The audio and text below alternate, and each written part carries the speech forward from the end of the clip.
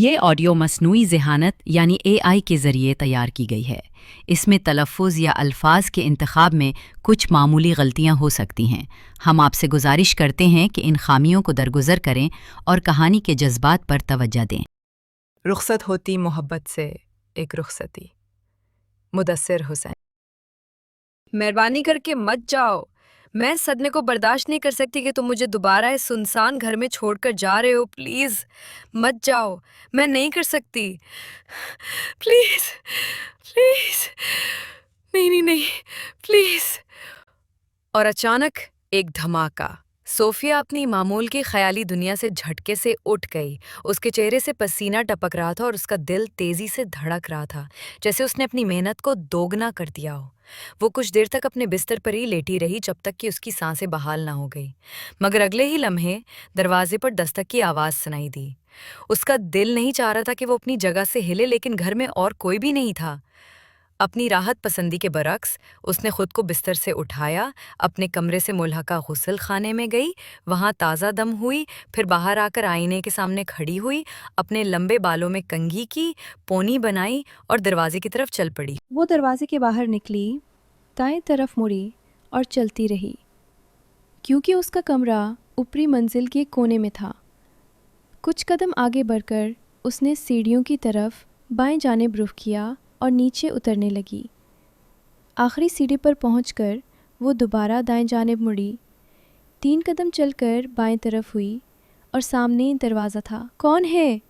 دروازے کے قریب پہنچ کر صوفیہ نے بند دروازے کے پیچھے سے پوچھا۔ میں نہال ہوں، آپ کا ہمسایہ، باہر کھڑے شخص نے جواب دیا۔ ہمارے یہاں کوئی ہمسائے نہیں ہے، صوفیہ نے شک بھرے لہجے میں کہا۔ نہیں، میرا مطلب ہے… ہاں شاید پہلے نہیں تھے، لیکن ہم گزشتہ رات یہاں شفٹ ہوئے ہیں، نہال نے قدرے الجھن لیکن خوش مزاجی سے جواب دیا۔ میرا خیال ہے کہ آپ کو گزشتہ رات یاد ہوگی جب آپ کھڑکی پر تھیں۔ وہ چچکا اور اچانک خاموش ہو گیا۔ میرا یہ مطلب نہیں تھا۔ آپ کو کیا چاہیے؟ صوفیہ نے کہا۔ اسی لمحے اسے گزشتہ رات کا منظر یاد آیا جب وہ اپنے گھر کے سامنے والے مکان کی طرف دیکھ رہی تھی اور مزدوروں کو سامان اتارتے ہوئے دیکھ رہی تھی۔ لیکن اسے کیسے معلوم ہوا کہ میں وہاں دیکھ رہی تھی؟ کیا یہ انہی مزدوروں میں سے ایک تھا جس نے اچانک مجھے دیکھ لیا تھا جب میں بھی انہیں دیکھ رہی تھی؟ ہم فرنیچر سیٹ کر رہے تھے اور پتہ چلا کہ ہمارا ٹول باکس نہیں ہے۔ مجھے نہیں معلوم کہ وہ کہاں چلا گیا۔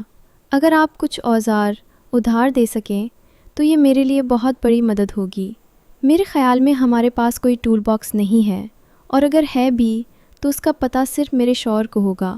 میں آپ سے درخواست کرتا ہوں کہ اپنے شوہر سے پوچھیں، کیونکہ مجھے اس وقت اس کی اشد ضرورت ہے۔ وہ گھر پر نہیں ہے، برا کرم کسی اور ہمسائے سے پوچھ لیں۔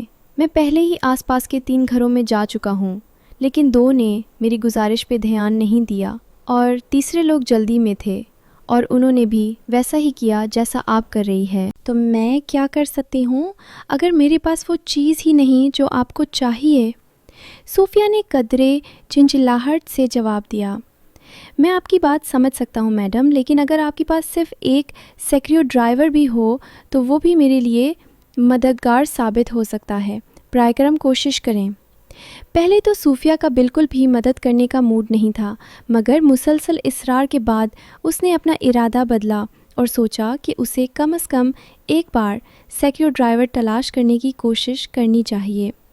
چنانچہ اس نے جواب دیا، اچھا میں دیکھتی ہوں، تم یہی رکو۔ وہ مڑی، آگے بڑھی اور اسٹور روم کا دروازہ کھولا۔ اندر ہر چیز بے ترتیبی سے بکھری ہوئی تھی۔ اس کمرے کو تو واقعی دیکھ بھال کی ضرورت ہے، اس نے خود سے کہا اور سیکریو ڈرائیور کی تلاش شروع کر دی۔ اس نے ہر چیز اوپر نیچے دیکھ لی، مگر وہ مطلوبہ اوزار کہیں نظر نہیں آیا۔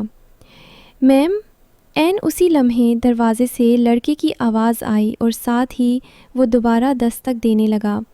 تھوڑا صبر کرو، میں دیکھ رہی ہوں، صوفیہ نے غصے سے جواب دیا۔ دل ہی دل میں یہ سب کیوں کر رہی ہوں؟ مجھے بس سیدھا بتا دینا چاہیے کہ مجھے وہ اوزار نہیں ملا۔ یہی سوچتے ہوئے اس کی نظر اچانک کمرے کے اوپر والے حصے میں ایک ڈبے پر پڑی اور اسے فوراً احساس ہوا کہ یہی ٹول باکس ہے۔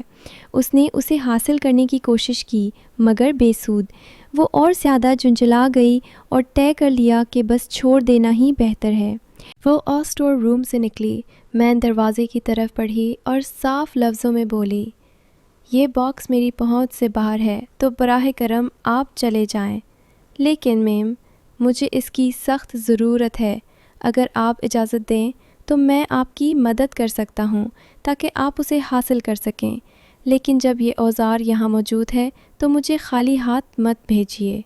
نہیں، آپ بس چلے جائیں، گھر میں کوئی نہیں ہے، جب میری ملازمہ آئے گی تب آنا۔ میں آپ سے التجا کرتا ہوں میم، براہ کرم مجھے وہ اوزار دے دیں۔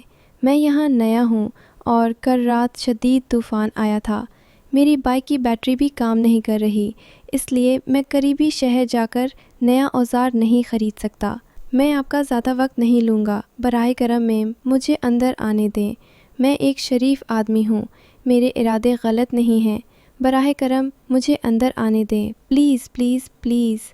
صوفیہ نے کچھ لمحے غور کیا اور مسلسل اصرار کے بعد اسے لگا کہ شاید اسے اندر آنے دینا محفوظ ہوگا، اس لیے اس نے بے خوفی سے دروازہ کھول دیا، جیسے یہ ظاہر کر رہی ہو کہ اگر اس نے کوئی چالاکی دکھانے کی کوشش کی تو اسے سخت مزاحمت کا سامنا کرنا پڑے گا۔ لڑکا مسکراتے ہوئے اندر داخل ہوا اور جیسے ہی اس کی نظر پہلی بار صوفیہ کے چہرے پر پڑی، وہ اپنی نظریں ہٹانے سے قاصر رہا۔ حالانکہ صوفیہ شادی شدہ تھی، لیکن اس کی شادی کو صرف 1.5 سال ہی ہوا تھا اور وہ اب بھی ایک دلکش لڑکی تھی۔ اس کے چہرے کے نازک نقوش، ایک خوبصورت ناک، گول چہرہ اور ایسی آنکھیں تھیں جو سامنے والے کے خیالات کو پڑھنے کی صلاحیت رکھتی تھیں۔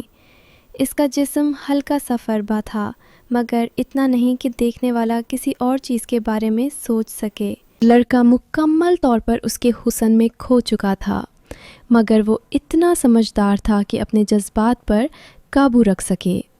دوسری طرف صوفیہ اب بھی سنجیدہ تھی اور اس نے سخت لہجے میں اسے آگے چلنے کو کہا۔ وہ اس کے پیچھے چلنے لگا، اگرچہ وہ اس کی خوبصورتی کے سحر میں گرفتار ہو چکا تھا، لیکن وہ اسے ظاہر نہیں کرنا چاہتا تھا اور خاموشی سے آگے بڑھتا رہا۔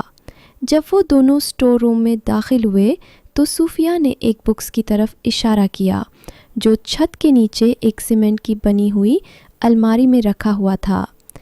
وہ اتنی اونچائی پر تھا کہ صرف 6 فٹ لمبا شخص ہی اسے آسانی سے پہنچ سکتا تھا، جبکہ صوفیہ کا تب 5 فٹ 6 انچ تھا، اس لیے وہ خود یہ کام نہیں کر سکتی تھی اور اسی وجہ سے اس نے اسے اندر بلایا تھا۔ جاؤ اور وہاں سے اسکرو ڈرائیور اٹھا لو۔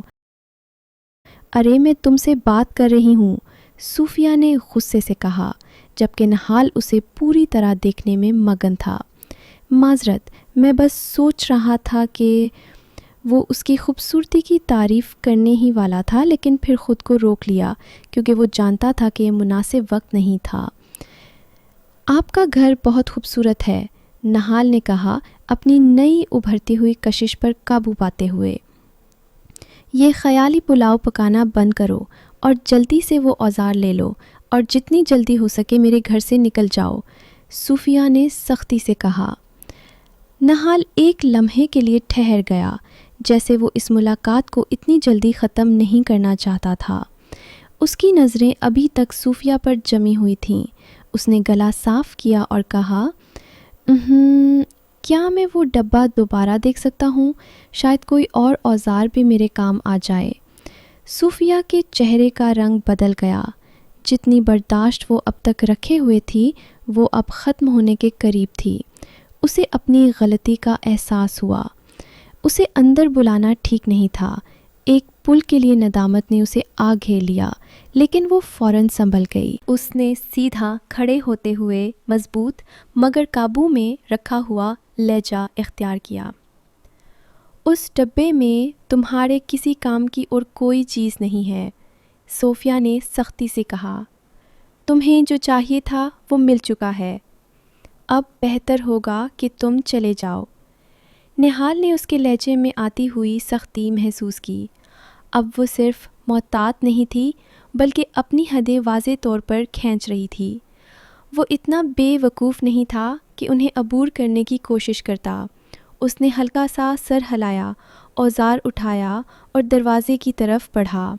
اب اس کے قدم نپے تلے تھے اور اس کی دلکشی کی جگہ ایک خاموش سمجھداری نے لے لی تھی۔ دروازے پر پہنچ کر اس نے ہلکا سا مڑ کر شائستگی سے مسکراتے ہوئے کہا، میں یہ جلد واپس کر دوں گا۔ صوفیہ نے ہاتھ باندھ لیے۔ اس کی ضرورت نہیں، میں اپنی ملازمہ کو لینے بھیج دوں گی۔ دروازہ بند ہوتے ہی وہ نادیدہ تناؤ بھی ساتھ ہی ختم ہو گیا۔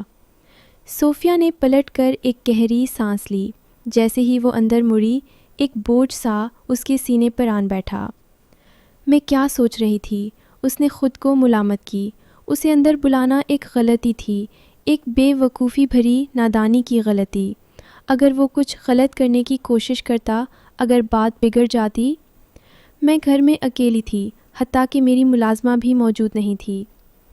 اس نے تیزی سے سانس خارج کی اور پیشانی پر ہاتھ پھیرا، مگر پھر اس کے خیالات کچھ نرم پڑ گئے۔ نہال نے کوئی حد پار نہیں کی، یہ بات واضح تھی۔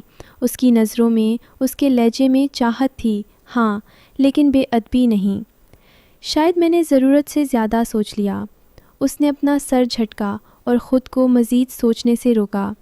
بس جو ہونا تھا وہ ہو چکا۔ اس نے دروازہ مضبوطی سے بند کیا، اسے تالا لگایا اور گھر کے دیگر کاموں میں خود کو مصروف کر لیا، اس انتظار میں کہ اس کی ملازمہ واپس آ جائے۔ Ours was broken, I was robbed. I will not face you now, I took the old